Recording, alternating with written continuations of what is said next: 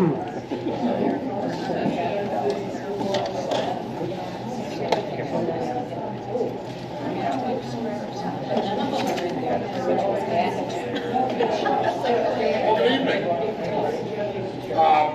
Welcome to the candidate meet and greet here. Unfortunately, there ended up being two this year because, well, the bulk of our candidates were either out of town or working last week, so they wanted an opportunity to have questions asked and to introduce themselves. So this was put together rather quickly. So anyway, before we begin, I see Dave Baker's here, I see Mr. Jolin's here. If you'd like to come up and join the panel, you are welcome to. Sure. And the very anonymous but very funny Jimmy Kowalski, is he present? He may be, but we'll never know. But we'll never know. So. Chris not be here tonight, so you know? Yeah, Okay, so I want to make sure you know. so anyway, you have slips you can ask to send questions up, or if you prefer, you can just stand up and ask the question.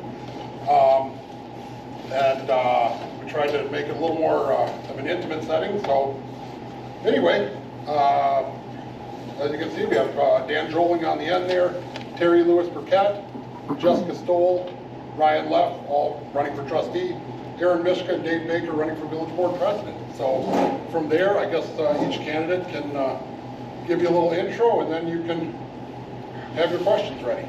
So.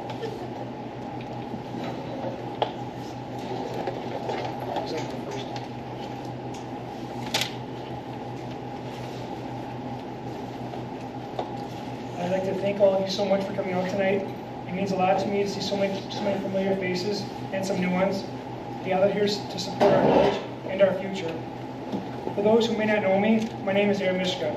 I'm one of 6 trustees on the village board. I've decided to run for village president because I believe the potential of our community. I've lived here for 3 years, and I have seen the strengths that make this place special, whether it's tight neighborhoods, community events, or the pride that we all share in calling this village home. One of the things that I am especially proud of is our village is one of the safest places in Wisconsin. The strong sense of community and the dedication of our local law enforcement have helped create a peaceful and secure environment for families to grow and thrive. I'm excited for a chance to meet you, to listen to you, and to learn more about what's on your mind. I want to know what matters most, because this campaign isn't about me, it's about all of us. Together we can make sure that our village continues to be a place where families thrive, businesses grow, and everyone feels at home. All right, I can keep going here.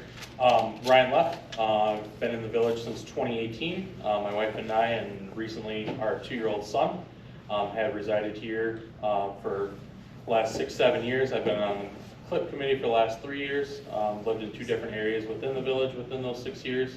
I'm running, obviously, due to staffing issues that I have obviously come across, obviously the undecisive and drama potentially that has happened on the board. So I look forward to serving my community, obviously focusing on different areas of retention, recruitment within the village, and making some decisions to move the ball forward. So I look forward to any of the questions that are come up tonight. Hello, I'm Jessica Stoll. I do want to thank everyone for coming out for this second meeting. I know it was, as Kelly said, it was added on. We truly felt bad that we weren't able to attend and help answer some of your questions. I have been here in the community since 2001. I have raised 3 children. My last one just graduated last year, so I have some time on my hands. I have volunteered with the school district. I like to do my part for the community. Granted, you know, they don't pay much for a trustee, right? So it's not about the pay, but it's about getting to know everyone in the community. I feel like I know quite a few people, maybe not the same circles that we all run in. And I'm at that point where I don't have the little kids, but I'm not retired, but I don't have kids at home. So I'm kind of meeting in the middle with everyone. I am saddened that we are in the news for having dysfunction, or we can't hold positions, employees don't want to stay. I just would really like to get down to the bottom of it, and if there's one word associated, 2 words associated with me, is I'm determined and I can't say no. So I figured I would try something new. This is my first crack at municipality trustee position. I'm learning lots every day, so I continue to learn more, and that would be my statement. Hi, I'm Terry Lewis Burkett. I've lived in Kronenwetter, since the end of 1995, and then I moved out and I had to come back. I've been in my current neighborhood since 2003. Love Kronenwetter. I'm originally from Maryland, and every time I go east and I come back, I'm like, oh, thank goodness I'm home. It's just a great place to live, raise my children here. I was invited to apply for a position on the APC, and I got the position, and that was in, I believe, May of last year, and we've already had 2 different village administrators. We lost the village clerk. Lisa Kirshner, I knew her from when I went back to school, and she left, and I just found it alarming. I have a staff. I'm a CFO for a nonprofit, and I have a staff of 15, and I'm wondering what is going on that's driving people away, because I haven't been privy to all the exit interview information. But there's a certain amount of knowledge that we've lost, and we're gonna have to build that back up. So I'd like to see a stable staff. I'd like to say that I'm not against any other candidate. I didn't know who was gonna run when I applied, and if I'm not the best candidate, I am okay with that. I just want Kronenwetter to have, the best board that we can have. I want people to get along and work together, because we really need to solve some issues. So thank you for coming out and giving us a chance to talk to you and tell you what it is that we're looking for. Dan Joling. I don't want to be redundant here. Born and raised in Wood County. In 2004, I was fortunate enough to be selected as first police chief here in Kronenwetter. My wife moved up with me after 2005, and we've been here ever since. Like the village, and that's a large part of why I decided to get involved. Law enforcement, I was also in the Guard and Reserve, spent 31 years there, 42 in law enforcement, retired. Our kids are all grown, but we never have an empty house. If it's not grandchildren, it seems to be we even got great-grandchildren now. I kind of, in fact, my feelings and sentiments very much mirror that, is that we like the village, we want to be involved, and we hope to take it forward. It's probably the best way I can put it. Thank you. Hi, I'm Dave Baker. I'm running for president, as you know. Sherry and I have lived here since 1993. I was never involved in politics until 2021, 2022, when I ran for county board and was elected and served for 2 years. And I would say that really was the experience that I had that makes me qualified to be president. I have a lot of business consulting experience, but being on that board was the first time I was involved with government. I worked closely with the other supervisors. There's 38 supervisors on that board, so you really have to work together and find consensus, and do that without violating open meetings law and walking quorums. I worked a lot with the Corporation Counsel, Mike Pernay, learned a lot about state statutes and the rules of the county board and Robert's rules. So I decided to run for the village president, because when I was on the county board, I had a number of people tell me, you should be really going to village meetings and find out what's happening in Kronenwetter because it's a mess. And I think Aaron and I both, if you read the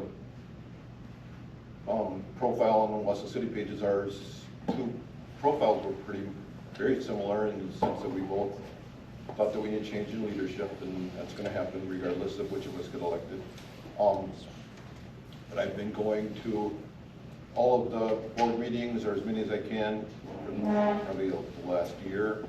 And then when I decided to run for president a few months ago, I've been going to the APC meetings and also a couple CLIP meetings and the Plan Commission meetings just to get familiar with what's, the issues that are facing the village. Thank you. Okay, does anyone have a question? You can either read them yourself or I can read them for you. I have a question. Is there a human resource center or person in Kronenwetter right now? There's not technically anything.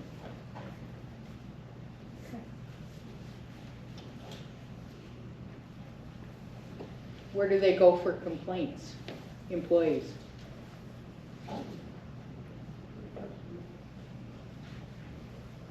They would probably go to I'm not sure. I think they would go to their supervisor, but then their supervisor, I don't know how they would mitigate the situation, to be honest with you. Supervisors are gone too. That's true. So then some of the complaints, I believe, have gone up to the, Chris Full is the interim administrator, so I'm sure he will get the complaints. Do they think that our village isn't big enough to have one person as human resource? Or has it never come up? You need to be able to hear. I'm sorry.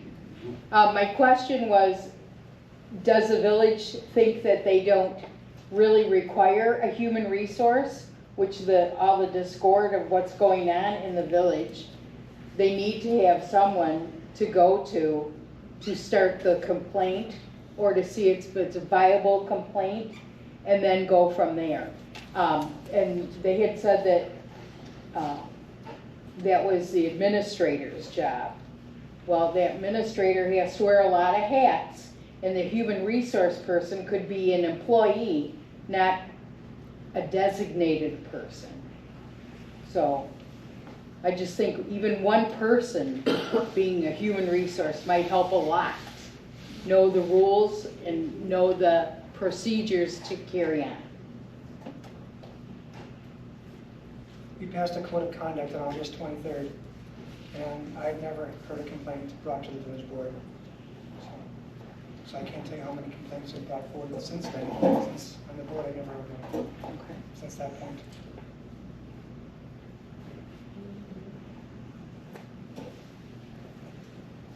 I have 4 questions, but I will start with the first one. First of all, will you explain the 4 of you why you couldn't come last week? It's kind of hard. We had to go to 3 meetings to meet all of the candidates. And what are your reasons why you couldn't come last week? I can, for myself personally, I got an email on March 6th, and I've had a vacation planned since, I don't know, it was November, that we were going out of town, and we were in Florida last week. And by the time I got the notice, there wasn't, a couple dates given where it said, could you, meet this day or this day. It was, March 20th, and can you make it or not? And I couldn't. It takes a lot for me to arrange to get off of work and my husband to get off of work. And as you guys, probably not going to cancel your vacation with 2 weeks notice. So I would have appreciated having a few dates put out that we could have all chose from, because I think it is uncomfortable having 2 different forums, but it wasn't, I didn't do any arranging. So my apologies that you had to come to 2. Unfortunately, my work schedule had already been posted. I do work in hospitality. I am a manager, and I do not have an option to trade. So I do apologize as well that I was not able to attend. It was not enough notice to make arrangements. I too was actually on vacation last week, so I wasn't able to attend. It was already set in stone the dates when I was reached out to and invited. Normally in my work situation, when I'm setting up meetings, normally if there's key people that need to be involved, usually I would put out an email first, seeing what dates to work, and instead of getting 50% of the, you know, of the 6 to 10, maybe 80% ultimately. So I guess from my aspect, I would have appreciated an email ahead of time, maybe putting some dates out there, and all 6 of us, 8 with obviously the president's seats, to have some conversation and come up with a date that would work for the majority. I don't recall being invited to the last Thursday's event. So my understanding is that was for the trustees. I do my questions, or should somebody else? Okay, probably everybody has got the same question. How do you feel about the ambulance service? We know what Dan was, because he told us last week, but maybe you'd want to repeat it, but Dan did show his last. Yeah, if you'd like, I can start. Ambulance, be great, be fantastic, and I know we have folks that, you know, all the way out to the edge of the village, but it's expensive, and I'm gonna stand on the fact that I don't think we are gonna make money. If we go into the ambulance venture, plan on it right from the start that it's gonna be subsidized in a large part by the taxpayer. And as I said last time was, I really want to do this right if I'm fortunate enough to get elected, because once you cross that line, you commit, then you do.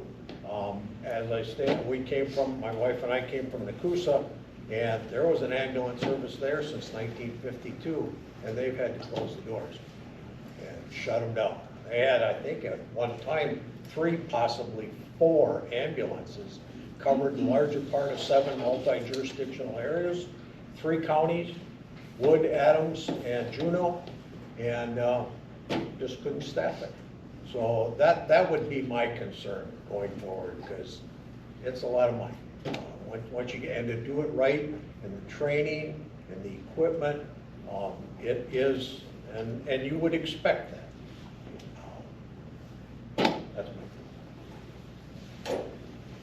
I'm on the ambulance subcommittee, and when we were discussing it, you know, there's a lot of different factors, and I like to have facts and figures and get input from people who know. And I had kept saying at the ambulance committee meetings, I'm not a medical professional, and there was a few different things about hiring firefighters that they wanted to have an EMT designation, and it was harder to keep your firefighters if you didn't. I thought that was not a positive thing to lose your, you know, possibly lose firefighters if that's a factor. I had somebody that was close to me that they called an ambulance, and it took quite a while to get there, and I was concerned, is that, you know, soon enough or not? So for me, I knew that there was, it was being explored off the information I had. We voted to send it to the board, and there it got denied, and that is okay, because that's the way government should work. You know, we can get the information we have and let the next level decide.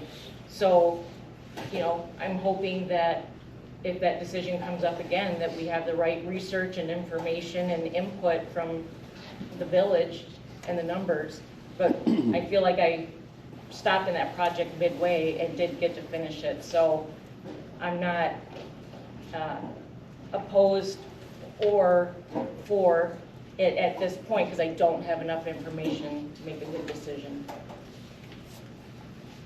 Question, did you find out what an EMT is paid and what the schooling is involved in that? They were starting to work through what those numbers would be and what it possibly could be, but like I said, again, we didn't quite finish it. We were moving it to see, you know, what the next steps could be, and it didn't come back to the ambulance committee to go any further. So, you know, we stopped looking at the numbers. And I agree, it's probably really expensive. That would be great to hear in an ambulance subcommittee meeting, that input. You should be on the committee. God, I love getting volunteer. My personal opinion on the ambulance is, I feel that there's a lot of opinions on a board, and you have 7 people that all have the opinions, And I really feel that it should be given up to the village to make that decision, whether it's a referendum. I feel that there should be, once all data and information is collected, then there would have to be meetings for the residents to come to and be educated. Here's the cost, here's the pros, here's the cons. Yes, it would be nice to have an ambulance right in our community. Here's a prime example. So I am an x-ray technologist. That is my associate's degree, so I have worked in the hospital. I've worked in another business where we would go out and do house calls. It's nice to see all the clinics pop up in our communities because it's easy access for people. But then once all these clinics pop up, we don't have people to staff those clinics, and then certain areas of the clinics are shut down. I'm not sure if anyone's experienced going to a walk-in and it's been closed because there's no providers, right? Because now we have 15 clinics to staff versus 5, let's say. So I'm just wondering too, down the road, if everyone has their own ambulance service, where are you gonna find all these people to cover all of these shifts? You know, it's 24 hours in a day. You're not just gonna have ambulance service for part of the day. So I feel that we still have more information that needs to be gathered, and it really needs to be put up to the residents if that is what they truly would like to have in their community.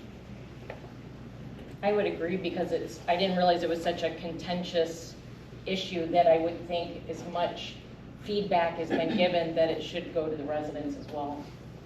It shouldn't be just on a few people, because it's a lot of, it's too small of a group with the feelings that are out in the whole village about how they feel about it. I'd rather hear from a lot of people.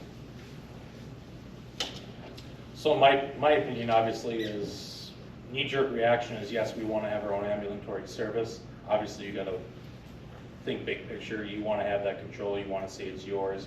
You want to staff it. You want to understand that. Obviously that comes with a lot of different, more or less, what would you say, difficulties along the way. I think we have a fire chief that can definitely push us to that level, but it's obviously going to be extra cost on her in her time and efforts there.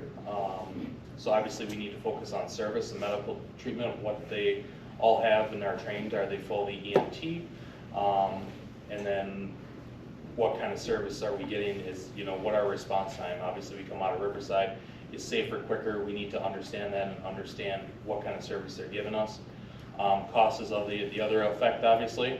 Right now I've heard different things that it's going to be minimal on the taxpayer. So realistically, if it's very minimal, is it worth it for the future? That's kind of a question realistically that everyone has to think about. Future-wise is probably it's the next step. Obviously, when surrounding areas are growing and the ambulatory services from Riverside and Safer are not growing as well, I mean, one needs to think if you have 3 ambulances tied up between Weston and Wausau, and they're tied up and we get a call down in here in Kronenwetter, obviously that leaves somebody's emergency hanging for an amount of time. Obviously they can call back up, but that might be further out. So obviously my stance is that it is pretty much your service costs in future. We need to understand it before we make a decision. We're not ready for it tomorrow or next week, but I would say in the next, realistically, 2 to 5 years, it has to be something that probably has to be on the table. Okay, I think we need to keep gathering information.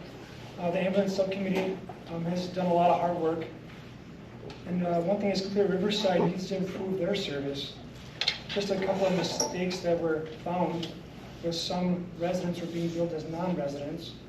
So that errors like that need to be corrected. And they weren't participating in some of the joint training that was under the terms of the contract. Things like that need to be resolved. I do think we need to provide the best ambulance service for residents, whether it be a contracting out or having our own. So I think we should keep gathering information on that. And I am in favor of having a referendum and letting residents decide what is best. So when I first became aware that we were talking about ambulance service, I was in favor of that because I generally like to see that services are provided at the local level. as close to, the smallest level where it's efficient. However, as I looked into the plan more and listened and learned more about it, I have changed my mind and decided at this point in time, I don't think that we're ready to do that. There's enough questions about the plan yet that I would not be comfortable implementing it at this point. And I think that although there are some issues with Riverside, I think in general Riverside is doing a good job, and from what I can tell, the response times are reasonable. What I do want to point out though is the way that this has been handled illustrates the dysfunction on the board. Within a half hour at the meeting, there was a resolution to form the ambulance that was overturned, was rescinded or retracted. Then there was a resolution to form an ambulance subcommittee to implement, and that was the word that was used, to implement the ambulance. There was another resolution which was kind of ancillary to that. Well, I guess which was to have the fire chief in charge of that. And then there was another resolution to have a third party do a feasibility study. So within the same half hour, the board voted to implement an ambulance service and also to do a study to see if we should implement an ambulance service. And that's not clear direction to the staff. It's not clear, it's not fair to the ambulance committee, it's not to the fire chief or the administrator. And that was Peter Camper, and he resigned within a week after that because the board didn't support him. So, I mean, regardless of whether you think we should have ambulance service or not have ambulance service, the board has to operate in a functional and clear manner and give good and clear direction to staff. So, thank you. First of all, I want to apologize to all of you. The information I had was that this was starting at 6:30, so I apologize for being late. Regarding the ambulance, when I first heard about it, I too was in favor of it because I think everyone should have emergency medical treatment as soon as possible. Then I went to one of the meetings and I found out that there was a lot of, shall we say, dysfunction going on. And I decided to find out a little bit more, and I found out, and it was passed, that a feasibility study would be done, which means that you look at your need, you look at the cost, and you judge from there whether or not we can afford it. Well, I thought it was resolved. We're going to have a feasibility study, we're going to get the information, we're going to come back, everybody's going to know everything. The very next meeting, I read online that they were going to bring this referendum up again, and they were going to vote on it, on passing it. What? So I went to the next meeting, and it was presented in a different way, is all. They worded it differently, and wow, the next thing you know, they're trying to pass this.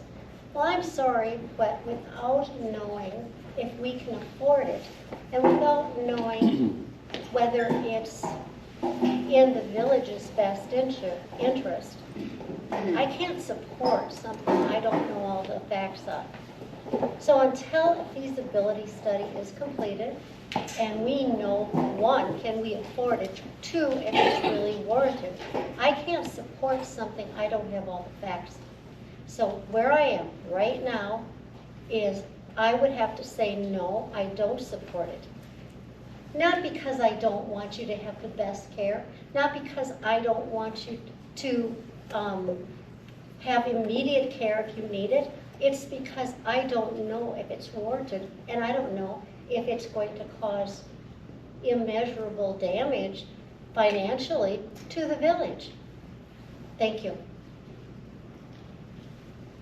Could you state your name? I'm sorry, I don't know. I'm sorry. I'm Sandra Sorensen. I go by Sandy.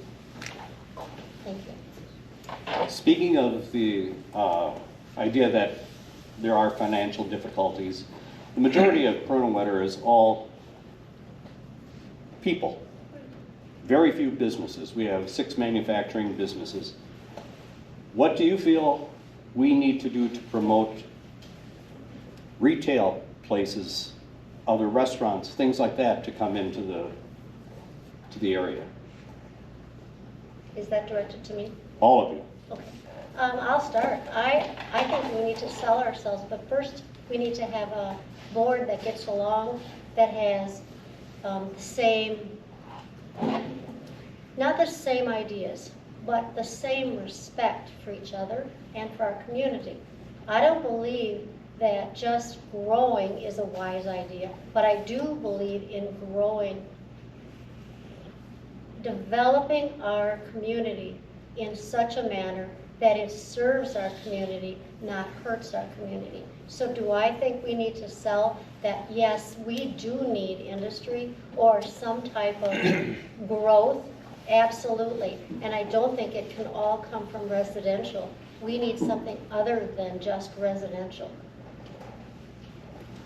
I would agree that we need to solve the staffing issues and the conflict issues and get people working together, because it's not interviewing people. We're not a great place that's attracting great candidates at this point, because we're, I want to say, like burned, that people know that we've had all these issues, since July of 2022 when, I can't think of his name, Richard Downey, left. We've just had interim administrators, or for a very short time. Like I said, just since May, I've met 2 that came on and left. So I don't see how we can grow, and we do need to grow until we solve these basic issues. I'm all for bringing businesses to the community, but I wonder if that's the reason why we have so many residents in the Kronenwetter community. They don't want to be part of all the restaurants, all the shops. I would have to also see what we're zoned as.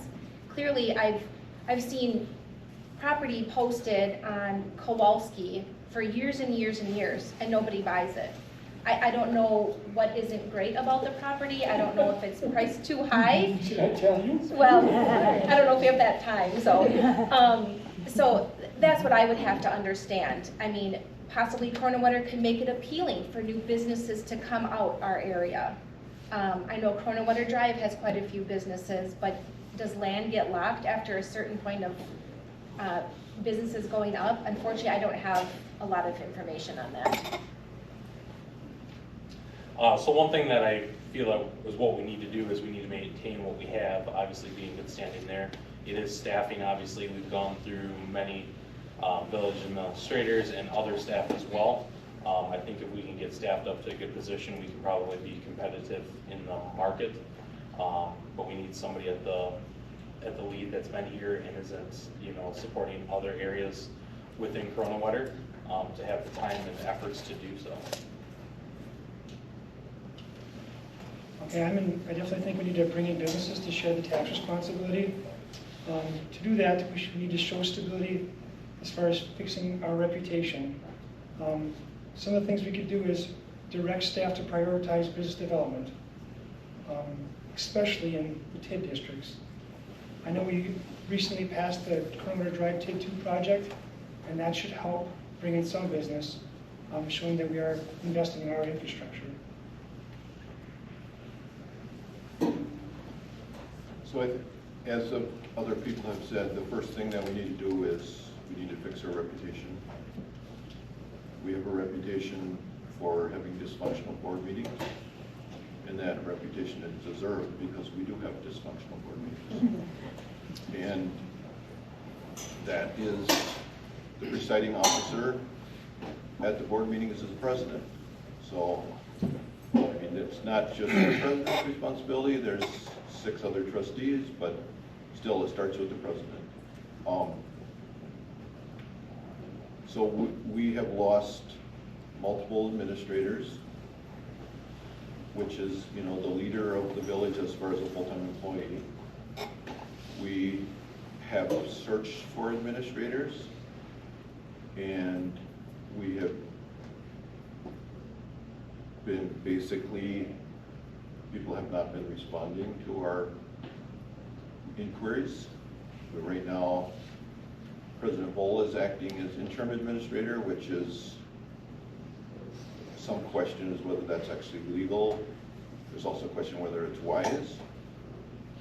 So we can attract an administrator, well-qualified administrator if we have the right leadership. And the reason I know that is because I have talked to two and also been told a third. And so, you know, and I fully identified that I am not in any position of, I haven't been elected, I'm just a candidate for president, but I have been, you know, told by a very well-qualified administrator that if I'm elected as president and we get a good board, that this person would be willing to start, you know, promptly. We would have an administrator. I've also been told by an acquaintance of mine who also has been contacted and been told that if I was elected president, that he would be willing to be the administrator, and then a third person who has told me that as well. So basically what I'm saying is the reason we don't have an administrator is because of the leadership of the village. I'm not saying that these people wouldn't come to work for us if Aaron was elected, because I don't know whether that's true or not. But I do know that, you know, if we get good leadership, that we can attract an administrator. And if we treat them properly and support them, I think they'll stay. You know, I mean, that's what I've been told by, you know, people that are looking at working for us. I want to tag on a question to what he had asked, or what we'd asked. If you want growth in the village, are you open to closing TID 1, which has been distressed for some time? There would be a cost to the village to do so, but that would free up rezoning opportunities for that 170 acres on the north side of Kowalski at the north end of Kronenwetter Drive. So if you're elected to the board, would you be opening to closing TID 1? What is TID 1? TID 1 is our TIF district. We have 4 of them. And TID 1 would be that area, well, it's where we have the village has the property for sale on the east side of the interstate, north side of Kowalski. And that stretches around to the other side of I-39, like where Wausau Tile is and around that way. But that TID has been distressed for... Since December of 2020. Yeah, That's for when some the time. board decided to start borrowing from the general fund to pay for that TID. Right, so I guess if you're elected to the board, would you be opening to closing that out so rezoning could take place in that TID 1 area and allow development? I'd like to take that first if I could. Yeah, yeah. So my answer to that, I know this came up at the board and not at the planning commission yet, but so I would be very hesitant to do that. And first off, we'd have to have the financial numbers, which I know is the board had said that they're not going to make a decision until they see what the numbers are. But my concern is, I don't know how many people are aware of this. I don't know if it's been publicized that well. So we've had, at the Plan Commission, we've had a request to put in a sand pit on the northwest corner of the interchange of 39 and Kowalski Road. And we've had a request, and that request was turned down by, I believe, like 5-2 on the board, maybe 6-1. And then the village was sued over it, that we didn't do it. And that doesn't seem to be going anywhere, but I'm not sure. So then we also had a request to put a sand pit on the southwest corner of that interchange, of the intersection of Kowalski and 39. And that was also not approved by the village. Part of the reasoning or the justification for doing those is because those two areas are in TID 1. And by having a TID district, the plan is to put something there that increases in value and gives us more tax base. And putting a sand pit on those two areas does not increase our value or give us more tax base. And if we close TID 1, I think that opens us up to having sand pits on those two properties. So I would be personally very, very cautious about doing that. Thank you. I do want to point out I was not in favor of that non-metallic mine coming into TID 1. I voted no to that. I do think we need to run the numbers to see how much businesses we would need to bring in so TID 1 is no longer distressed. I don't know how many businesses that would be. And I do want to point out that TID 1, a large amount of it is in a floodplain. So it kind of restricts how much land can be business developed. And if we do develop it, how much money has to be put in to rise that up, those structures up. So I would say everything should be on the table, because we need to look to see how much this distressed TID is weighing us down financially. Go ahead. Your discussion here of TID 1 leads me to a question that I don't even have on my little slips that I was going to put in the basket. What is your opinion of the steps that Kronenwetter is currently taking in order to get an interchange at Kowalski and I-59? I-39, I-51, whatever. We know you're talking about. I mean, I'd like to hear from all of you. Just a quick statement. Are you in favor of an interchange there? Absolutely. It'd be great, but unfortunately, from the information I've been given, that's a dead issue. So if the state won't do it, if they won't allow it, I don't know that there's much we can do about it. As much as I would like it. Do you know anything about the steps that have been taken up to this point? I know we've tried. There is a push to put a set of ramps in there right now. There is. Mm-hmm. It's in the rumbling stage right now. In the room, okay.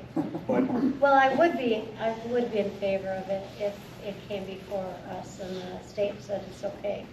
Because I would love it, and it would be convenient for me. And why would you love it? Well, for myself, okay, we travel, my husband and I travel, and that's a convenient place for on and off. So it would be great, I think. Okay, here's the question. Do you live on Kowalski? I do not. Okay. She asked about Kowalski, and I says, oh, can I give you an answer? That's a speed trap. Cars It is. fly. I've had the chief of police on it for several years about you can't get on Kowalski in the morning or in the evening until the last couple of times now. Ask the police department how many citations were on there. The first time I came to the board, they had 82 in 3 months just on Kowalski for speeding. I asked for stop sign, four-way stop on Tower and Terabani to slow the traffic down. Board says no, because it's a through street. Okay, what's a through street? Well, that's because they want to tie up Kowalski all the way to Martin Road. Well, wait a minute, there's several farms there. You think you're going to buy that land from them to get a through street? No. Well, wait until you get the road all the way through, then classify as a through street. I asked to restrict semis going down Kowalski, because you got 3 companies. They go down Kowalski as a shortcut. I got semis flying down there all day long. And then I got the morning and the evening cars flying to work. Now, if you get that on-ramp there, heaven forbid, it's going to be bumper to bumper. Okay, I was asking for the candidates. Well, that's- I understand. I've been fighting this for Yeah. several I'm years. wondering what the candidates think. That's a good point. Thank you for sharing. Louder, please. I thanked him for sharing that. Yeah, I appreciate Well, that. yes, but like I said, when it comes to that, that's a rural. You all wrapped up, Aaron? You want to take this one first? I can Second? roll with this. So obviously I can kind of hit the topic of the interchange. I lived on Kowalski for the first 3 years in the village here. I would not be in favor of having an interchange there with the traffic. Obviously there's rumblings of, they do the interchange, they would end up widening Kowalski. Obviously it would take people's front yards away from them, and these houses have been there since late 60s, 70s, realistically. So I don't think that does good for a village. If you're not personally affected, one can have a knee-jerk reaction and say, yeah, that would be convenient for me. Where I live right now, it'd be fantastic, it'd be convenient. But that's a convenience, so we have to think about the village as a whole. We have to also think about, obviously, our neighbors that live on Kowalski. I did not want it when I lived on Kowalski, so I don't want it for my old neighbors, to be honest with you. As far as TID 1, I mean, obviously that land has been sitting vacant for many, many years. Something needs to be done there. I think we gotta look at the pros and the cons. Obviously, it is wetland there, obviously, in the spring it floods all the time. So obviously a lot of infrastructure needs to be brought in there with sewage and drainage to support it. What that may be, I don't think it's a sand pit. I don't think that would be what we would want as a community. But it would have to be something more than Dollar General or something like that. So something to do some research on realistically. It would help with the business development for TID 1 and Island. Because I think when they formed TID 1, I think they had the vision that someday we might have a ramp there. I can like to respond. So just before I do that, in my response to the TID 1, I also want to mention that the village has went to quite a bit of effort to get the flood map redrawn, and that will help. That is expected to help with attracting development in TID 1, and at the Plan Commission, there has been activity the last 2 months with the owner of the 170 acres on the northeast corner. They're trying to get the zoning map, or not the zoning, but the CSM drawn, certified survey map drawn, so that they can do something with that. So there's actually activity there already. That's, the owners are trying to develop something there. And there's questions because of TID 1. That's part of the reason. There's rumors that there might be an ice rink going there. There's rumors the school there would like to buy more property. So there's a lot of moving parts around TID 1. But in terms of the Kowalski Road interchange, so if the question is raised, how have our efforts been? Well, we haven't been successful. So they have. You can't say they've been great, but we have some things aligning now that give us a chance, the best chance in maybe 20 years for this to happen. I'm not saying it's going to, but I think that we should, work at it. So a couple of those are, we have a couple representatives that have been elected from our area that said that they will have one Senator Corey and Brent Jacobson have both. I have been told, I have not talked to them personally, but both have said they'll support us at the state. And we have a U.S. Transportation Secretary that is from our area, so we figure maybe that will help. But when I was on the county board, I was asked by the village, by people within the village, to try to get the county to get on board. And I worked at that for quite a while, and I put a lot of effort into that, and I came 1 vote short of getting the county board to add Kowalski Road interchange into their strategic plan. That was, pushback on that was from primarily the Wausau supervisors and Chair Gibbs. And Wausau, John Robinson, Supervisor Robinson, basically said, we don't want development in Kronenwetter. We don't want development in Kronenwetter. It should go to Wausau. He said that we have a concrete paving block across the street where the mall used to be, and any money that comes into the region should go into that. He said, we should have never let Red Mountain happen. And Gibbs said, we don't want more jobs. Why do we want, which I could not believe he said that, but it's on video. He said, we don't want more jobs. So, you know, which is not true. They don't want maybe jobs in Kronenwetter. So we have a problem with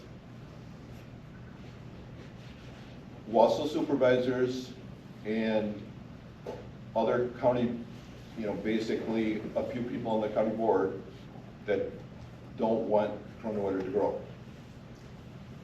However, we now have a unique opportunity in that the county has a highway facility that is years and years old and is run down and needs to be replaced.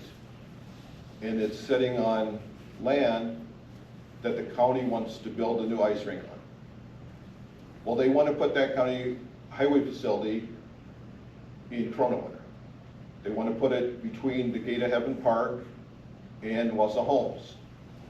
So we're going to have some number of acres, 25 acres, that the county wants to put a highway facility between Kowalski Road and the Cedar Creek interchange. And if they do that, everybody from Kronenwetter that is going to drive north on Business 51 and get on the interchange is going to be sent behind highway trucks, or, you know, when you're getting off in the snow. So we have potentially the ability to have a say in that, because zoning and planning, I've been, you know, looking at that and researching that. And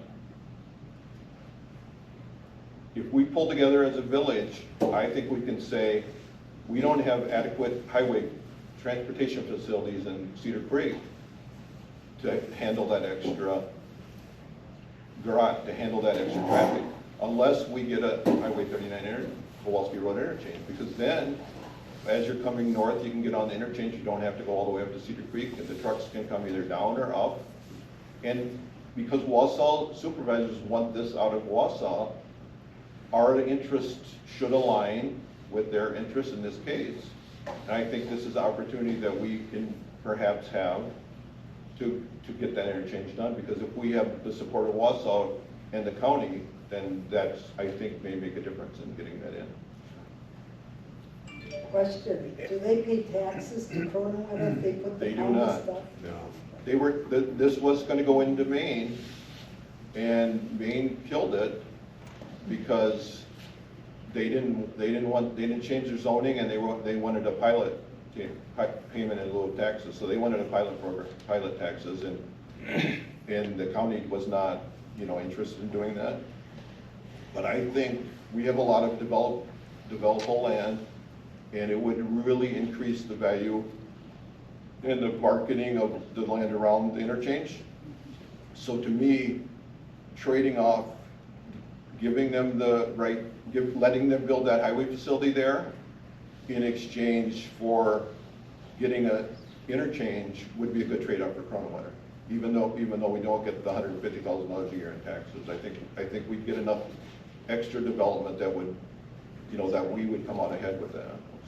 So that's kind of my plan I've been working on in the background. And we need to get yep. Sorry. let everybody else talk too. So thank you. Yep. I would say that a lot of this is new information. I thought that the exchange, you know, there was off the table. And at this point, and I've lived in Kronenwetter so long, I'm happy going either way to get on the highway. And I actually work in Point, and I just take X because I don't like getting on the highway if I don't have to. So I would take in consideration the benefits and the disadvantages, you know, listening to the citizens that don't want it, or what the reasons are, but what are the opportunities for Kronenwetter, so. I would be in favor of the interchange, but I'm very happy that you have brought up that information, because you're clearly affected. I'm just trying to think, okay, who takes that road? Everybody who lives east of the highway, right? They're either trying to get through Cedar Creek or take Kowalski because they're dropping off their kids, but now they know they have to drive around this way or that way because they have to get to work. If there was an interchange right off where they're dropping the elementary kids, maybe they wouldn't feel like they have to speak because they're short on time. Regardless, it's your responsibility to make sure that you get up in enough time and not have to be speeding through the streets of Kronenwetter. But that's just my personal opinion. I'm just trying to think of, again, why we have all that traffic, and it's our elementary school. We have 2 ways trying to get to the highway.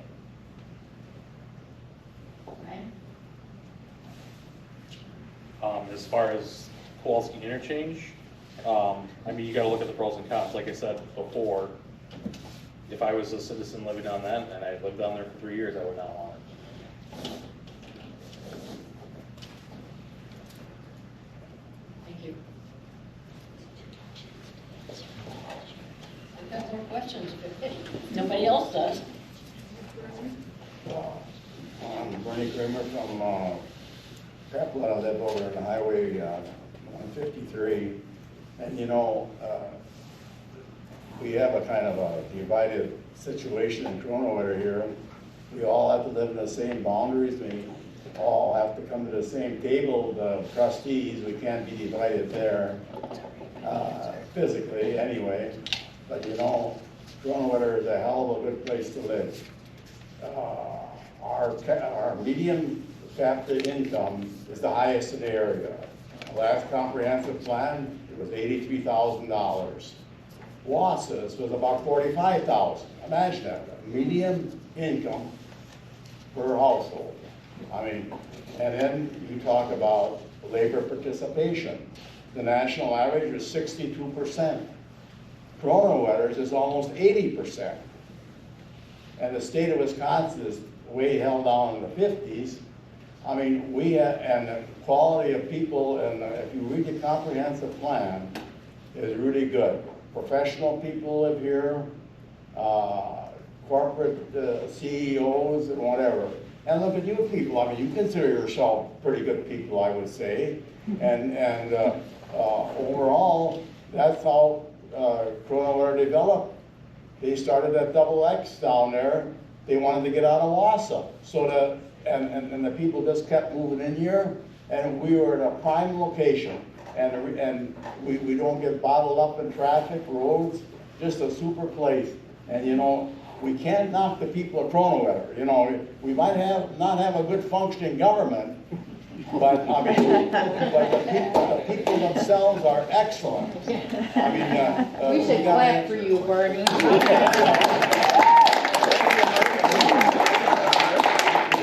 Give ourselves some credit. I mean, we can't put ourselves in the basement and say we're all no good and we don't know what the hell we're doing. But I think just a little polishing up here and there, and trying to get along with our neighbors. I mean, I go to these meetings and I see, I have to name her, our fire chief is so antagonistic towards the Riverside fire deal down there because we want to start our own ambulance. But it shouldn't be that way. If we have some problems, we should be able to sit down at the table and work them out. I mean, Riverside is a blessing for us. I mean, Bernie, do you have a question? Well, I'm given my, there was no question. I'm going to continue. And our cost is real low, and I think going along with the ambulancing, I fully support staying down there at Riverside, but it's okay to look into the ambulance situation. Go ahead and have an ambulance. I'm not against that at all, but so that people get more informed, get the detail, the numbers, the income, and the cost.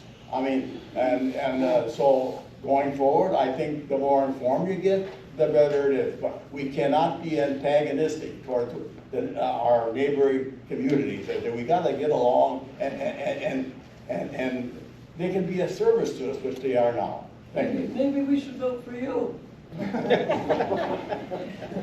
Right in. Does anybody else have a question? Otherwise, I've got one. I do. Okay, go ahead. So over the last year, if anybody doesn't know who I am the fire chief. That's Mr. Kramer talking about. But over the last year, there has been a lot of information put out on social media, out on news broadcasts, slamming this village as a whole and some of its employees. How do you feel the board should act when it comes to putting out things on social media or in their blogs regarding village employees? I don't like social media. I'm that old kinda, and what we need to deal with in-house. The public needs to know, yep, okay. But yeah, I'm not, and then we get folks brokering information and that does nothing but cause bad feelings. So I would really caution, really caution. I myself am totally opposed to social media being used to communicate disciplinary actions or anything else regarding personnel. Every position I've ever had, if there is a problem, it's one-on-one. And if it doesn't get resolved that way, then in this case, it would be the board talking to the individual. It should not be public consumption. And if a disciplinary action of some kind would be required, then yes, all of the community needs to know, but it doesn't have to be posted on social media. One other thing, praise in public, discipline In private. I agree. Can we hear from each of you that how you would address personnel issues relating to performance? Well, can she repeat her question, because I don't think I got across. I was saying. We should go. Right, I'd like to hear the rest of them. Yeah, but could you repeat it again, please? There's been a lot of information shared out on social media and whatnot regarding village employees from some board members as well as some board candidates. I want to know how you feel about that. And I got there. And what would you do instead? Right. It shouldn't be on social media, because an employee, like at my work, if something happened and I had to be disciplined, that's between my boss and myself and maybe HR. And the village should have that same boundary and respect for employees. And I have more empathy of how an employee must feel to be violated in that way, because the last few days I started reading social media since I became a candidate, and I was horrified about some of the things I read about other people and about myself, things that aren't true, things that are made up. And this morning when I woke up at 5:30 just feeling awful, I'm not going to read any more of that. I would rather someone, if they've got a problem or an issue, come talk to me, and if you want clarification, ask me a question. But as far as employees, you don't deserve to have any of that out there, because that is not the way a business should run. Any business, a village, any place. I agree, but I also feel that if they're creating this new code of conduct, you might as well just slap something in there about any information about a coworker, another employee, whether it's a manager talking about said employee. There has to be consequences for that. Unfortunately, someone has to be watching Sergeant at everybody. arms. Yes, right. Someone has to be watching it all the time, and that's a full-time job, right? Obviously, people are friends with other people on social media, and they can certainly turn them in. But it's no different than when kids go to school. They have to sign something stating that they're not going to post pictures of any of their friends on social media without their permission. So no different. We are adults, and we should behave that way. And I get it, but I feel that there should be a code of conduct with a special social media in place. You know. And Teresa, I forgot to say at the end, I mean, I'm sorry, because my point was that I'm very sorry, because I know how that feels. I just can't even imagine, so I'm very sorry that you've experienced that, because it's unacceptable. Go ahead, Ryan. All right, all good. Boy, social media, what a great thing, but yet a terrible thing at the same thing. I personally, myself and my wife have been slammed on social media It's unfortunate, it's very disheartening. I could tell you this time around, running the second time in a row, I have avoided social media altogether, whether it's Facebook and Nextdoor, because it can really bring a person down. I've unfortunately been shared some things on it, which is good, and unfortunately it's somebody anonymous slamming us candidates, which is disheartening. I don't appreciate that. Nobody should be treated, whether you're village staff, you're a committee member, you're a trustee. I'm not going out there to slam you on Facebook because I can sit in my living room in my underwear and type and be a keyboard warrior.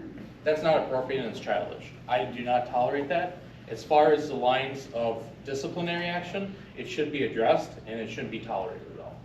And that goes straight across the board for trustees, committee members, and obviously employees. Obviously our wild card is the community. The community we can't control. It's the environment we live in. It's disheartening. Nobody wants that, but it's just today's society that we live in. And fake accounts. Yeah, correct. I mean, we got slammed this past weekend, an anonymous account. I feel horrible and I sympathize with people that have been slandered or given misinformation on social media. I'm not sure what steps we could take. I know you can flag or report the post, but we should explore all options of what we can do, especially review the code of conduct to see if we could potentially add to it. No bully clause. I would just like to make a comment though. Now you're going to remember, you have to remember when you're sitting on the board, you are going to make decisions that are going to hurt. You can't please everybody all the time. So you're always going to have somebody looking at you and picking on you. So you have to get a thick skin. You're going to have to be able to say, well, I can handle this, or just leave it go.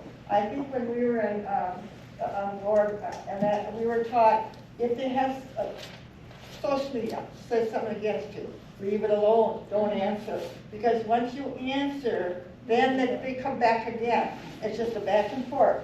So you have to start getting a tough skin, and you're going to have to say, this one says, well, Kowalski Road interchange. Kowalski Road don't want it, the rest want it. So if you do pass it and get it, you're going to have a lot of people mad at you. So you're going to have to get a tough skin. You're going to have to say there's going to be people against me and it's going to be in social media. You just got to remember to work with it. I think the point was, I think I didn't keep the Can answer. Can we have Dave Baker's answer? Yes, could I employees get the being answer? dragged into the social media by members of the board. Correct. That is exactly what I was doing. When members of the board post on social media, or candidates of the board post on social media or news broadcast about village employees, how does that look? How does it look to the village as a whole, especially when said members haven't reached out to the people that they're posting about to find out the truth? Okay, Mr. so, Baker, I'd like your response. so I never use, I'm going to distinguish in my conversation between social media and my blog, because I'm not saying they're different, I'm just saying, I never used social media before this campaign. I did, and I started my blog. I can empathize with you, because I was smeared falsely when I was on the county board. I was told that on You social. were an elected official, not an employee. Correct. Which makes a difference. Yeah, I would probably agree with that. But basically I started my blog to try to correct what I saw as untruthful information about me. So it's okay to put untruthful information on somebody else? Hold on, you asked a question, now you're not letting me answer. I do not think I have ever put untruthful information about anybody. I always document what I post, and if I did and you pointed out, I'll put a correction. I'm very careful to put truthful information. I'm very careful to document it. I usually put the videos. I put basically the supporting documents, and I could say a lot more, but I'm going to stop for Judy because I took up too much time last time, so I'm going to try to keep it short. Do you care to, so obviously you're learning our take on things, so obviously I want to kind of turn it a little bit, this question around. I mean, do you have an example of what exactly transpired? Yeah, how about the Meg Ellison show? That's pretty general.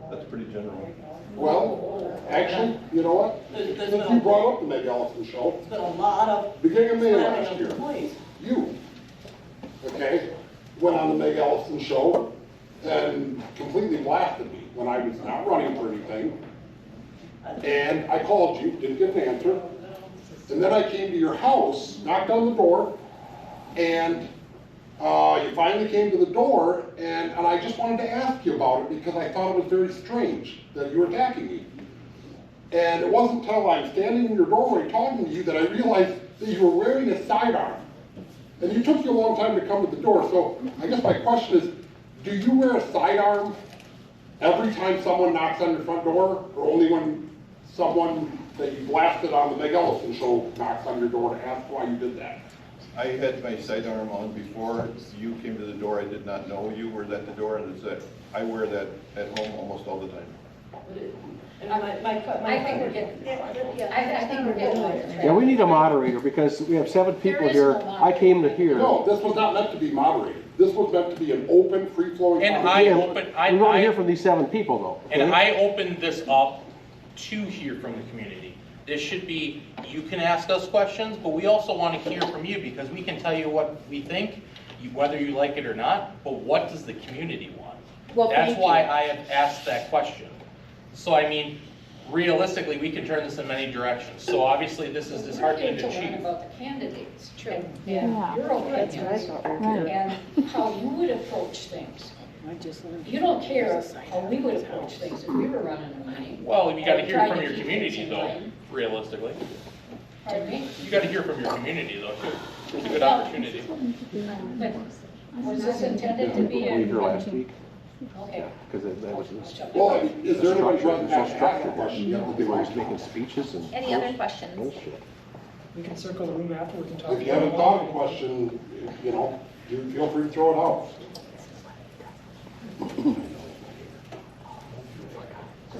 Hi, Bernie. You know, Kronenwetter is another thing.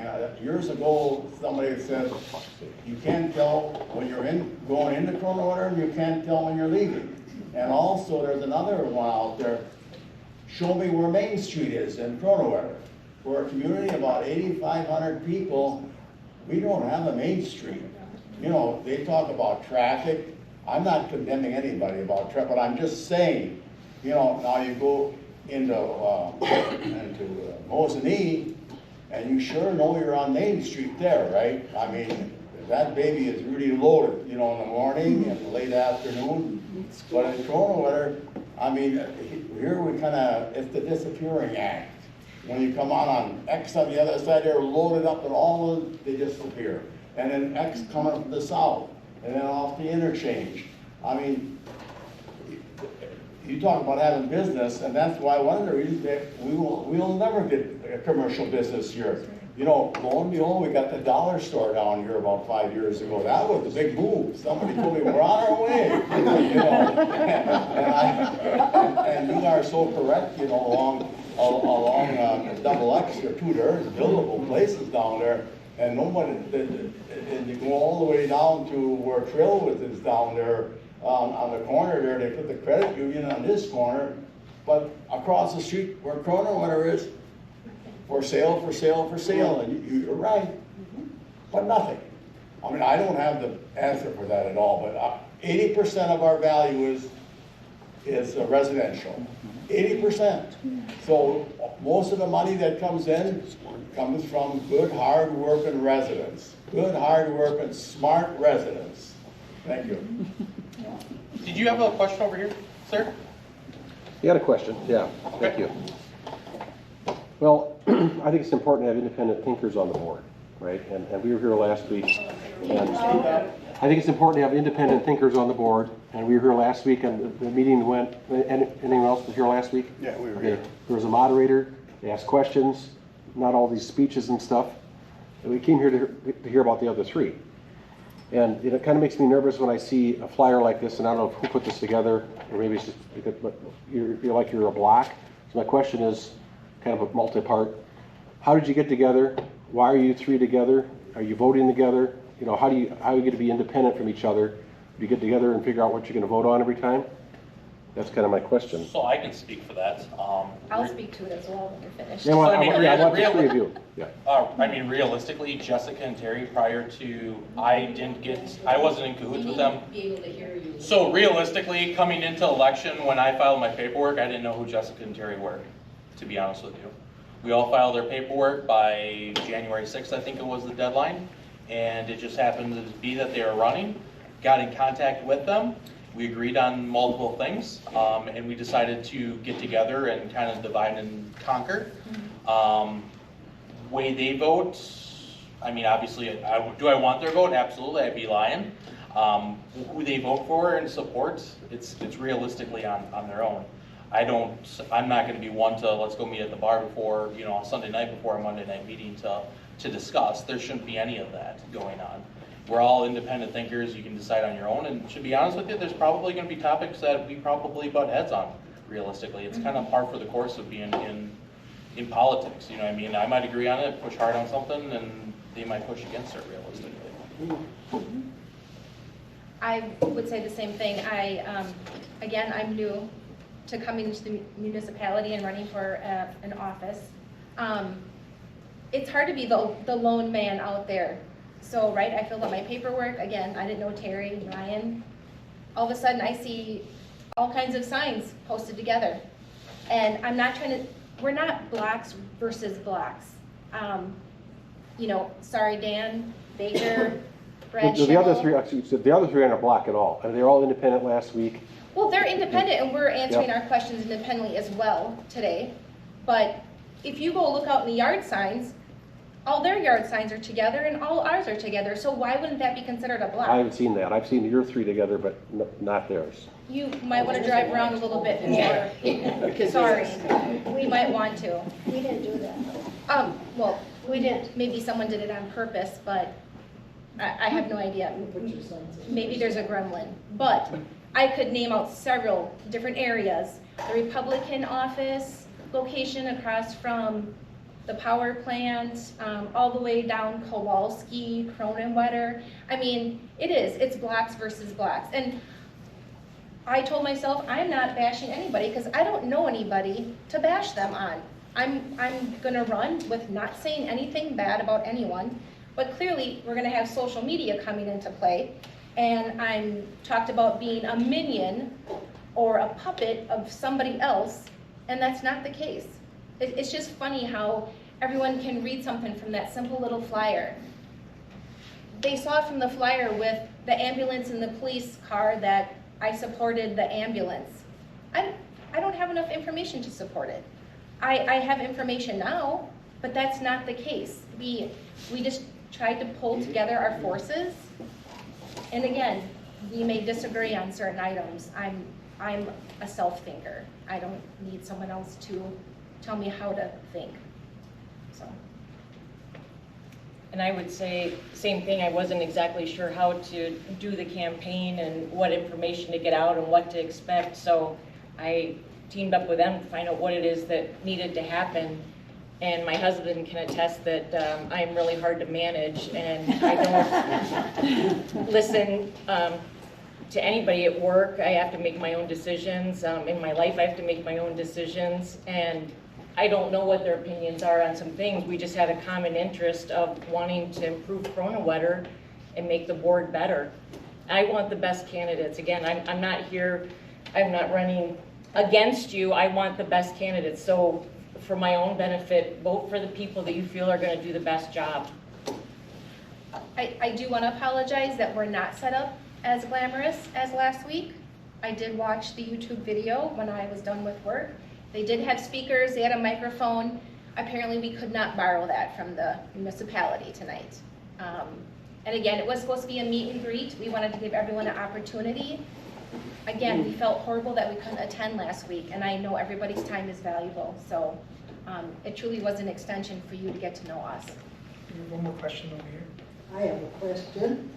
I'm Pat Rondo. I've lived in all Hi, different Pat. parts. Different parts of Kronenwetter. I lived in the Happy Hollow area. I had a farm out in Peplin, and now I live here in the subdivision. So I'm well-rounded, probably pretty old.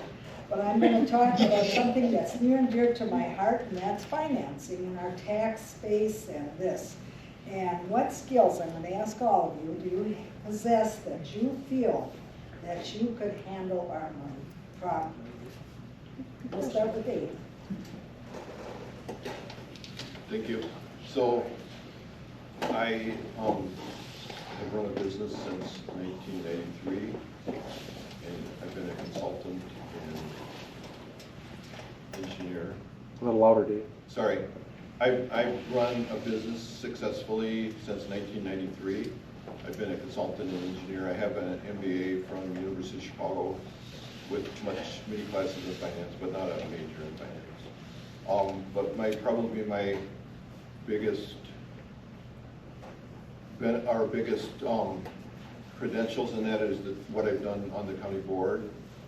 I was able to research our budget, which is, you know, the county board fairly complicated. I found around $9 million in a fund that basically the county board leadership said they didn't know was there. I kind of guess that people did know that, but I've also been instrumental in influencing the county board to change the terms of the Bud Cussel agreement from 30 years loan to a 13-year loan.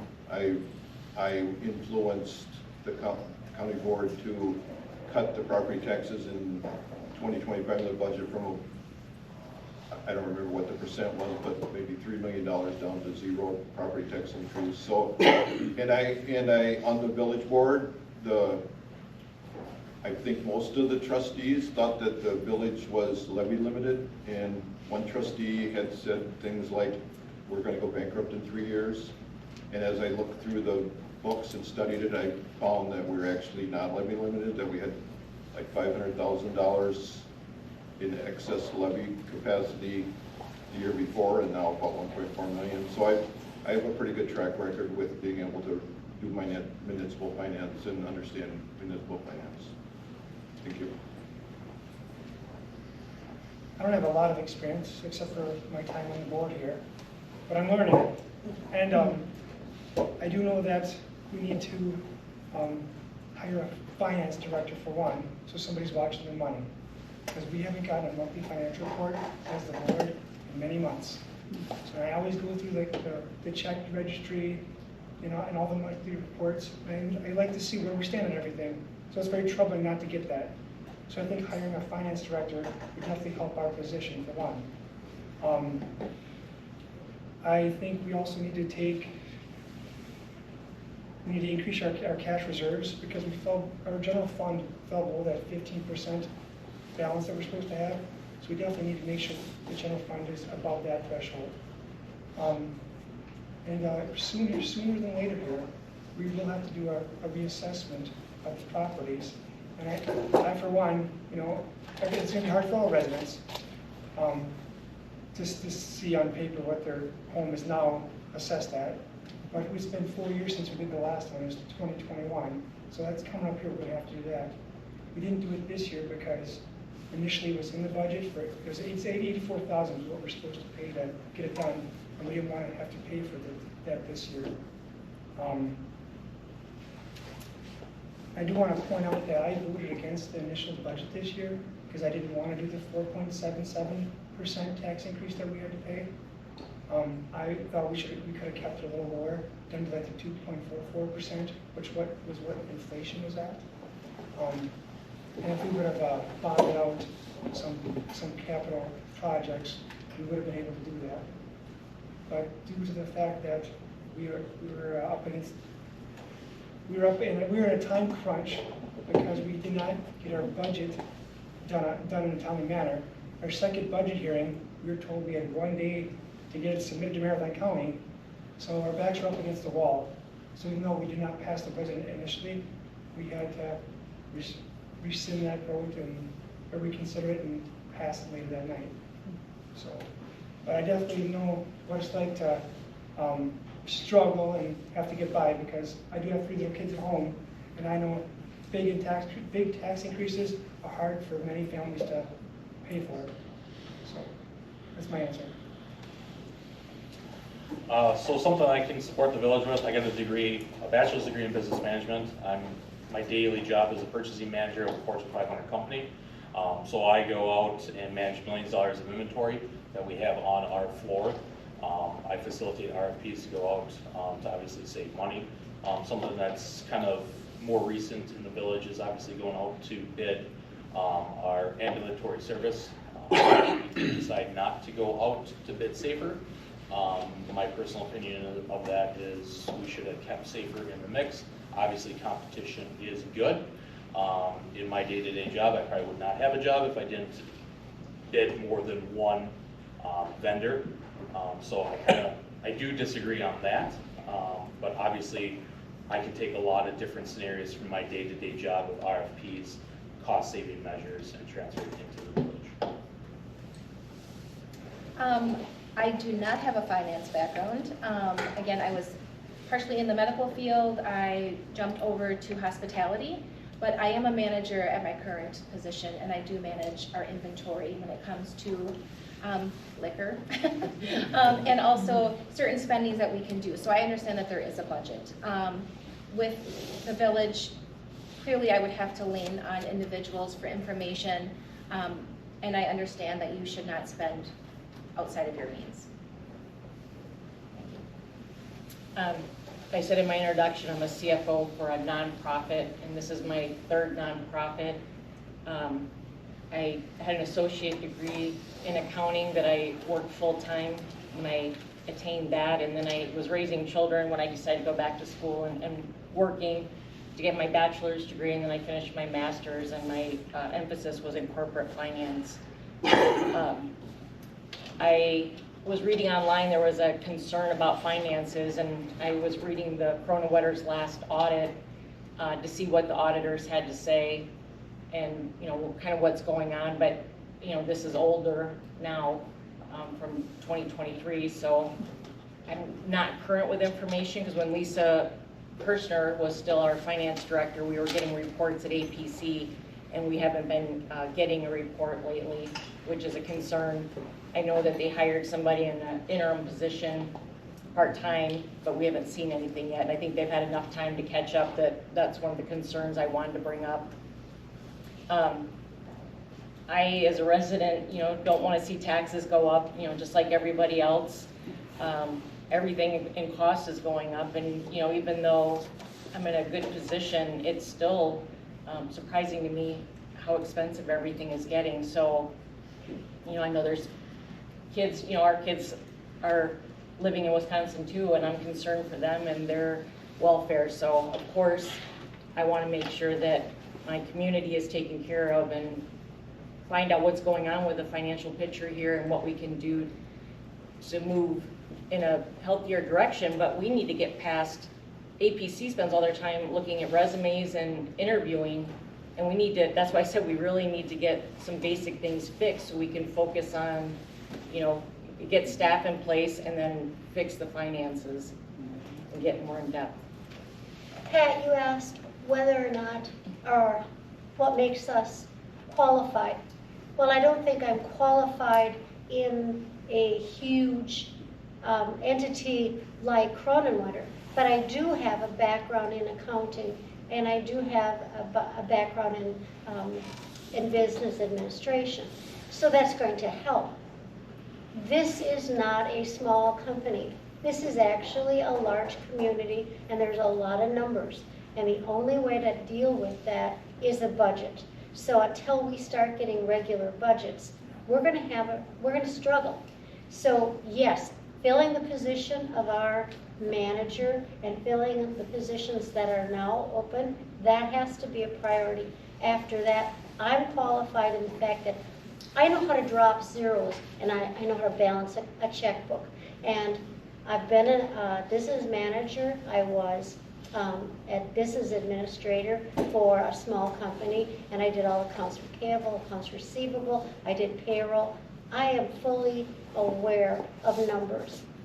This is just going to be dropping off a lot of zeros, so I can relate. Thank you. Jerry touched on it. You're not going to make everybody happy, and I understand that. 2 terms on the Nacusa School Board. One of those was treasurer, and yes, we had staff and comptrollers, so we didn't have to deal with all the numbers. We had them come to us. But I got a real appreciation at that point what it took to run a school district.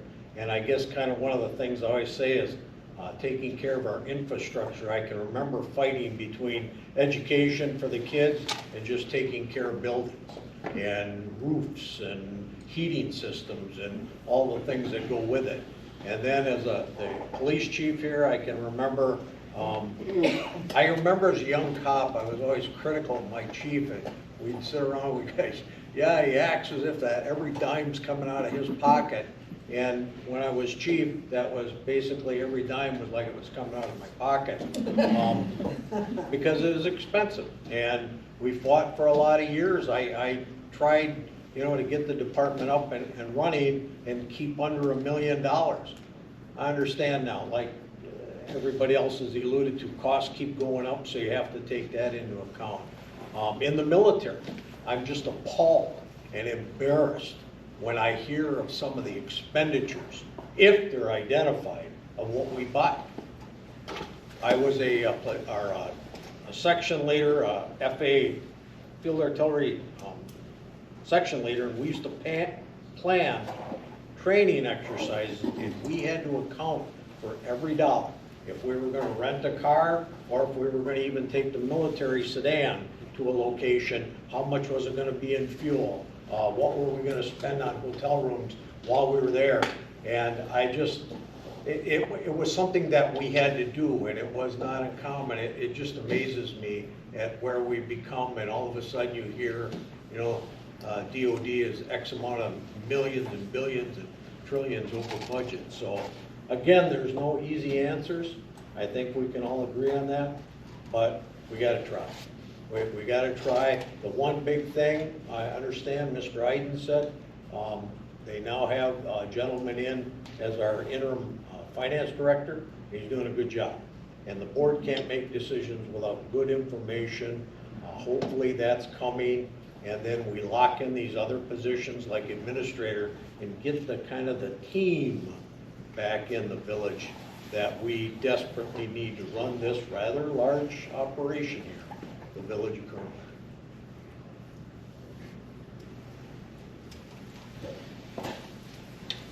I've got another question. Ask away.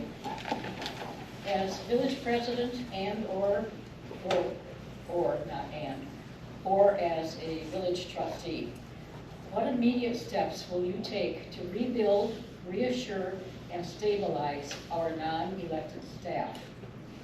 Likewise, how will you lead the staff so that all your interactions are respectful of them and that they respect you because you've earned it? And I'm asking the trustees and the presidential candidates. Judy touched on it. Respect is a two-way street. I think as a society, we've lost so much etiquette. I need to respect you for you to respect me, and I would kind of hope I proceed with that in the board. That you know, these people, and part of that is getting qualified people in there and then supporting them. It doesn't pay. The fire chief, the police chief, if they have no respect given to them and they can't be supported, likewise they aren't going to support back up. So if we can stabilize that, I see that as probably one of the first things going in the door that we have to do, along with the budget and the roads and the infrastructure and everything else. Yeah. How would you go about reestablishing that? First of all, you'd have to figure out how to get people, staff. And then if you do manage to find staff to hire, a treasurer. I mean, we've listened to all of this tonight, and if there had been a treasurer on staff for any period of time, for any length of time, a lot of these problems probably would have been resolved a while ago. What can you, as either a trustee or village president, do? to create- So I'd like to address that. I was support staff for a lot of years before I went back to school as an adult. And one of the jobs that I worked for, I felt really appreciated. And it was little things. Once a month, my boss would come and say, hey, good job on XYZ. And there'd be a little something. It could have been a candy bar. It could have been a plate of cookies. Nothing much, but just say, you know, I appreciate your extra effort. You've been doing a good job. A pat on the back goes a lot farther than a kick in the pants. And I do not believe in putting people down. I do believe in corrective criticism, because you can't get better if somebody doesn't come to you and say, hey, you did a great job, but the next time you do this, why don't we do it this way instead? Because you'll get that a little bit farther, or maybe you can open some doors. I believe that, yes, it's a two-way, respect is a two-way street, but my job is to give it before I expect to get it. I would say, like I said, I've worked for several nonprofits and had to work with boards for quite a few years now. And there's a fine line between how much board interaction and staff interaction there should be, because you don't need 7 people coming to you individually, because I think I read something online, like how are people supposed to get their job? Really, it should be funneled through the administrator if you have a request. You certainly can interact with village staff, but I think when it comes to maybe asking, or not maybe, asking for things to be done, or different items you may need to communicate, I think it's more correct to go to the administrator and ask for those things to be done, because the administrator should be managing the employees of the village. It's when there's overstepping, it's an uncomfortable place to be, because if I'm a staff person and I have a trustee coming to me, I really don't want to do anything unless my boss knows about it. So I feel like there's a protocol that should be followed. Whose job is it in the village to oversee or correct if you have a trustee who doesn't follow that? Like, who do you envision is the person that's supposed to help correct that person or call them to task? Well, I don't know if anybody necessarily knows the answer. In my eyes, I think, if it's a trustee, I would expect the president to step in. I would expect the That would be president. the board president to do that.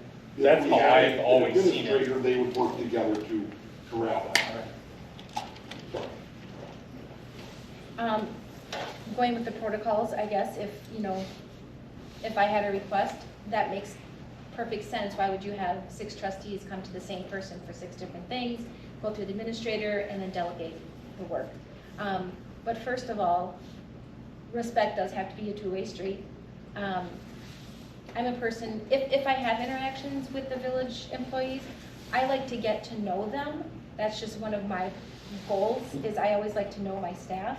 I have staff under me right now. I will ask them certain questions, what's your favorite color, just to build that rapport, and that rapport builds trust. And not that I would use that trust for anything else, but if I had a request to have it granted. So I give everyone the benefit of the doubt, regardless of what I hear, regardless of what I know. There's so many different personalities and they get along so differently. So again, respect is huge. So obviously some key points is obviously listening, having open ears at all times, taking notes accordingly to, for a step forward, asking questions. Another thing that I like to do with my staff is tactfully challenging. My staff has been there many, many years, longer than I have been there, and I always get the answer of, well, that's how we always done it. So it's a tactful challenge of, show me what you do here, why do you do it? Why can't we do it this way? Obviously be tactful with it. Don't come off with open arms trying to understand it and that's how I get the most out of my direct staff. Obviously, praise, I've always been taught to, if you're going to discipline or have a tougher conversation, usually start out with something positive. You know, you're doing a great job on this, this, and this. You know, go move on to something negative. You know, hey, I see your attendance, for example, is, you know, been slacking, and then end on a positive note. Realistically, you know, I saw that you did the report last week. You did a great job, and then circle back on that. I don't think getting right down to the negative is always good when disciplining. Okay. I've always led by example. Give people respect, and they usually give you respect back. Respect is very important. But if something does happen, I would be a resource for someone if they haven't been treated with respect. If there's an incident, you know, go through the proper process. Make sure you listen to both sides. There's always two sides to a story.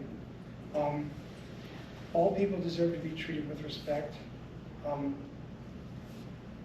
I would look for ways to prevent this from happening in the future, and make sure we use our code of conduct and, to resolve the matter if possible. Because I like to put out fires before they escalate, because things can escalate quickly.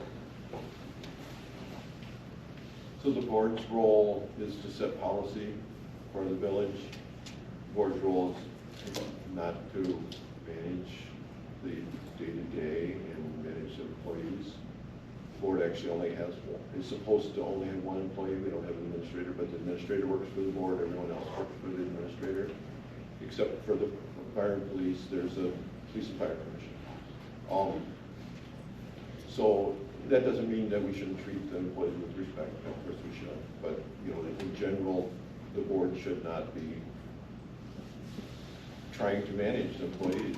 They give direction to the administrator, and that's the administrator's job. For the two presidential candidates, how would you, as board president, go about keeping a trustee from circumventing that policy of, you know, reaching out to multiple employees until they, you know, find the answer they're looking for, or to find the loophole they're searching for to get information? So given that everything should flow from the trustees to the president to the administrator, how would you go about dealing with a rogue trustee who has repeatedly violates that policy? Well, I don't necessarily agree with the premise of your question, but I'll still answer it. First off, I don't think, and I'm not 100% clear on this for the village, but I don't think that the president is the only, I don't think it necessarily flows from the trustees to the president to the administrator. I think the administrator works for the board as a whole, not just for the president. I don't see that the president is over the trustees. That was the way that the org chart came in last year, and I argued for that being changed. Actually, we tightened up the village policies that it does need to flow. Individual trustees are not to be contacting staff. It's supposed to flow through the Right, that's not what I said.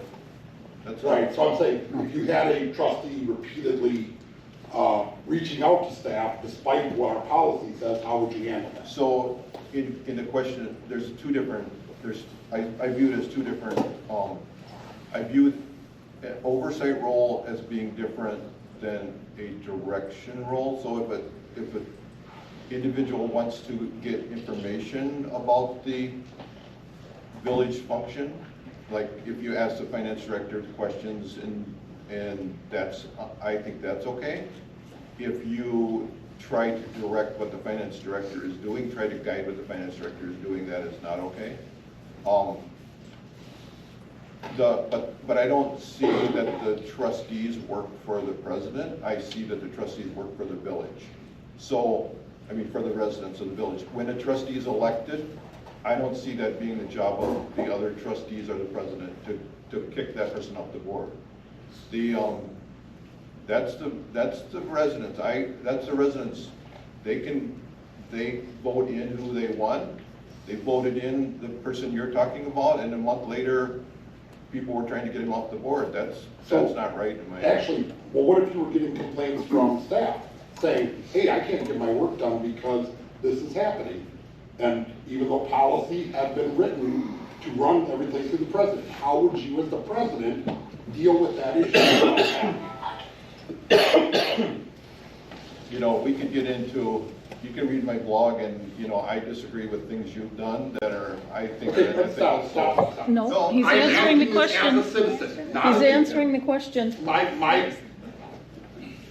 time on the board ends in a few weeks. I'm asking as a citizen, how would you deal with that?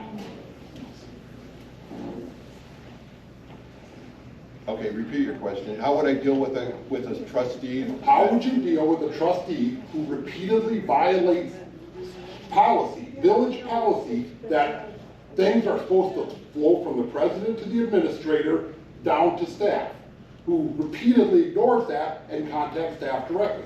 How would you handle that situation is what I'm asking. With tact, as the president of the board. With tact and grace. And to what end? I believe that I can handle that in a much better manner than it has been handled in the last 2 years. Okay. I guess I would check with the village administrator, if we have one at that time, of this incident that you're talking about, to see if they're seeing the same thing, if they've been told about that by the person that they're in charge of. Then I would talk to the individual, just ask the behavior to stop if it is in fact true. And then we would, if it still goes on, we would have to use our code of conduct, because that's what we have in place at that point. But make no doubt about it, elections are important. So if people put that person there, it's important for the people, if there's a problem, to put somebody else there if you don't want that problem to keep occurring. We all have a part in that as voters. No, I'm not trying to put you on. It was not meant to be a trick question. It was meant to be a fair question on, we have policies in place about how communication with employees happens from trustees. So my question was, if it's repeatedly violated, how would you handle it? So it wasn't meant to be a trick question. Okay, so one thing is we've continuously talked about the code of conduct, which was enacted after the board met illegally in closed session. I don't know what else to say. I have two different lawyers that say that closed session was illegal. And it's still, I posted on my blog. If you don't read my blog, you can read it. But I have very experienced attorneys who said that the board met illegally in closed session and passed that code of conduct. I mean, you know, here's what I'm going to say. There's been so much wrong with the board that we need to start over.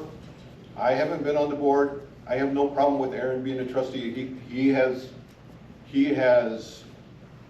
been respectful. He has not been argumentative. I have no doubt that I can work with Aaron.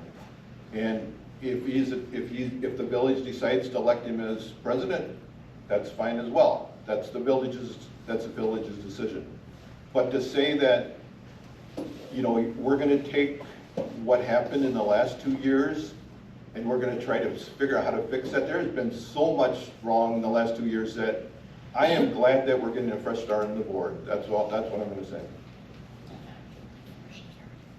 Are there any other questions that people want? Bernie had a question, and Bernie, I was going to say, when you were saying whether we were good people or not, all I can say is that I never met Dan before, so. I've got a big mouth, but you know, the pamphlet here says only 3 names. I hope that next year that all 6 or whatever candidates, all of them can be on the same ballot, and we can all meet at one time rather than twice. We had last week down there, all due respect, and tonight and last year was the same way. I mean, this isn't just the start of, you know, it would have been going on. It would be so much nicer and smoother to have us all together united. I mean, and everybody can hear the same thing. I mean, we hear stuff down there, I call it Kronenwetter 2, and up here, we come up here today, Kronenwetter 1. And I mean, I like it, and I'm thankful that you allowed candidate Joling and Mr. Baker to participate when you only have 3 candidates on the form listed. So I mean, there again, thank you again. I think that problem could be solved, and that's the board. the board should make a motion and pass it, that when you have re-elections, it'd be put on a Saturday, and all the board members, whoever's running, has to meet and give it at least 3 or 4 months in advance so that everybody can make your plans and be present then.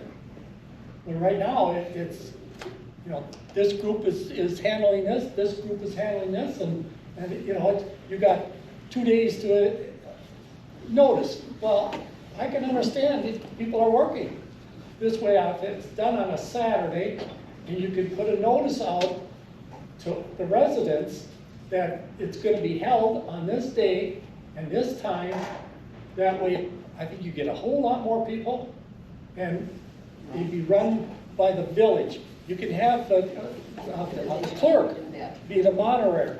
She's, you know, she could be here at the time and do the moderator. Unless you have a nonprofit organization. Well, this is. No, it isn't. Well, but we always have the Chamber of Commerce.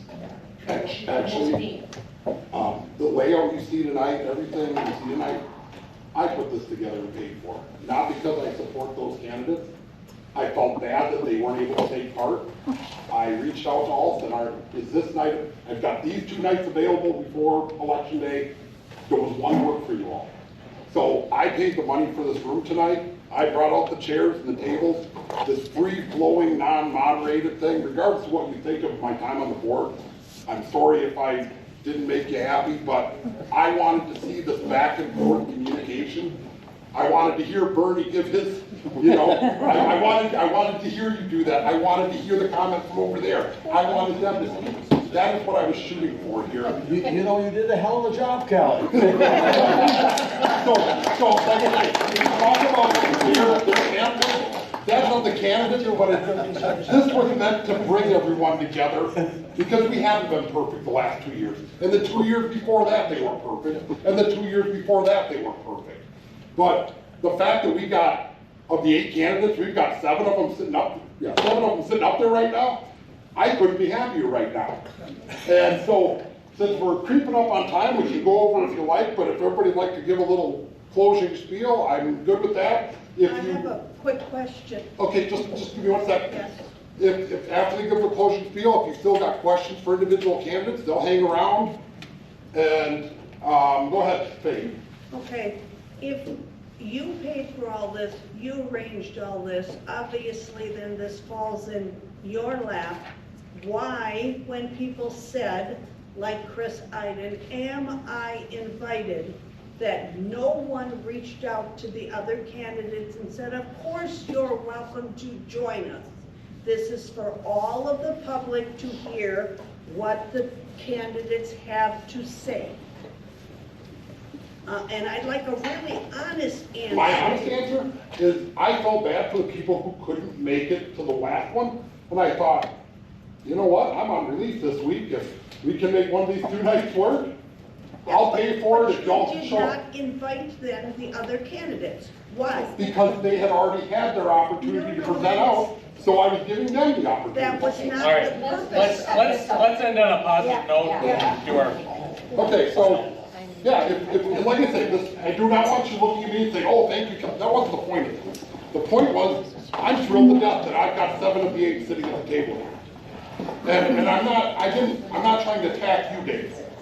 You know, we've had our disagreements, but the bottom line is, I want each of these candidates to be able to say their piece. So, if you want to go ahead and start and give your closing spiel and ask for your vote, then by all means. All I can say is my wife told me I was free last week and this week.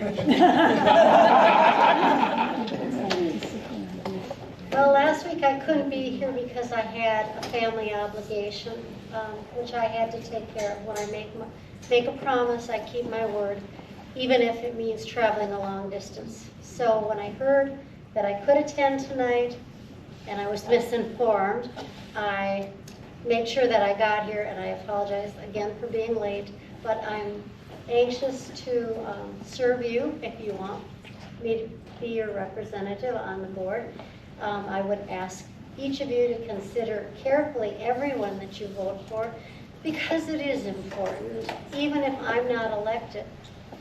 I want what's best for my community. I love this community. You've been good to me. Marathon County has been good to me. I've lived here my entire life except for 2 years that my husband dragged me kicking and screaming to northern Wisconsin, which I absolutely hated, and I came back as fast as I could. So I'm hoping that you will think about casting your ballot for me. Thank you. And I wanted to say thank you for coming out again. I realized it was an inconvenience, and I guess I'm surprised for as good a community as we are that we're having so many issues getting along. And I'm hoping that if the village board and we can get staffing and get good people in place, that we can get past this and move on to bigger and better things. As a citizen, I'm glad I got to hear the other candidates speak. And I know that I want the best. And again, like I said, if I'm not the best person for the job, that is okay, because as a citizen, I want the best for all of us. So yeah, make your choices wisely, and thanks for coming out and at least giving me a chance to speak. Yes, I can echo what's been said before me, but I do want to thank everyone for coming out on this second meeting and hearing what we had to say and see how we all come together. We're not in blocks. Vote. So I appreciate everybody's time tonight. Obviously, as it was noted, not too convenient to have it in 2 separate sessions. I appreciate your vote on Tuesday. And if you don't vote for me, completely understand. Obviously, there's change in the works whether we like it or not. So vote on Tuesday, and we'll see where it takes us. Okay, I just want to say how truly grateful I am for each of you for being here and taking the time to share with us. I know that no matter what, my commitment is that I will always listen, I will work hard, and I will always put our village first. Together, we'll tackle the challenges ahead and ensure that our village continues to be a place where families thrive, businesses grow, and everyone feels at home. This village is already an incredible place, and it's clear to me that we can make it even better. Thank you for your time again, your support, and trusting me with the opportunity to serve you. I'm excited about our future, and I hope to have your support as we move forward on this journey together. Please feel free to reach out to me anytime with questions or ideas. I'm here for you. And our village, our future, let's make our village an even better place for us all. So I want to thank all of you for coming and caring enough about our village to come and to argue and care, I guess. Jennifer Boyer, our clerk, says that she likes it when we argue because it means that we're passionate about the village. I don't know if I totally agree with that, but I can respect it. I've worked hard in this campaign. I put quite a bit of money into it. I bought speakers 2 weeks ago, so that when we had our forum, we'd have speakers, and I would have brought them tonight if I knew you needed them. So I went to a lot of work. I'm trying to hit the ground running if you so elect me to be president, and I've worked hard for the campaign, and I'll continue to work hard for the village if I'm elected. Thank you.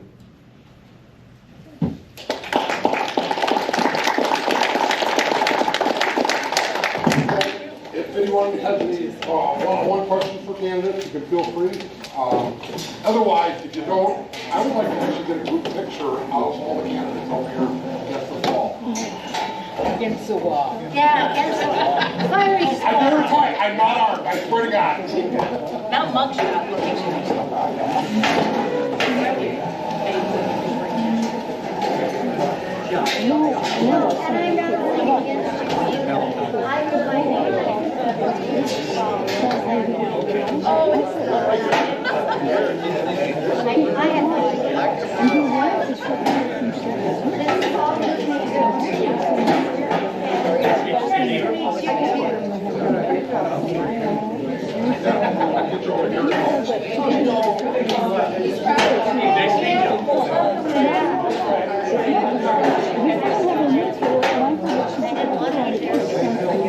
Yeah.